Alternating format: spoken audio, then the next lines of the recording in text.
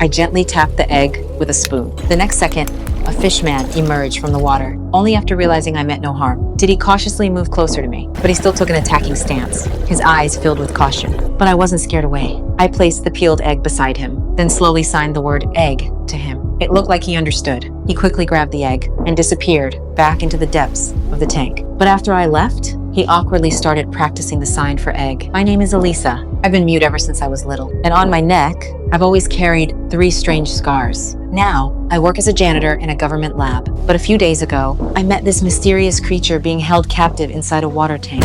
I was immediately curious about him. Get them out. Ever since then, I've secretly brought him eggs every single day. Little by little, I realized he could even understand music. Whenever music started playing, I couldn't help but dance. My dancing wasn't graceful or professional, but it was the only way I could release my emotions. And inside the tank, he actually started copying my movements. That moment happened to be witnessed by one of the lab's scientists. For the first time, he realized this so-called monster had emotions, just like a human being. The next day, I went to see him, like always. But what I saw completely shattered me. The chains around him had been replaced with thicker ones, and his entire body was covered in burns from electric shocks. Just then, I heard footsteps outside the door. I quickly hid myself. Moments later, the officer walked in and mercilessly tortured him with an electric prod. But what terrified me even more was learning the military planned to dissect him alive. Vivisect this thing. No. Take it apart. No. Learn outwards. No, that would defeat the purpose.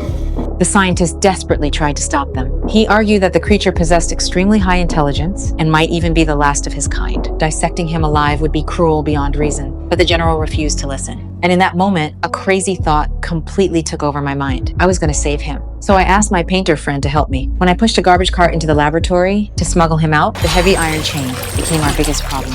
Did you move the camera on the loading dock? Is that where you're taking him? Through the service tunnels?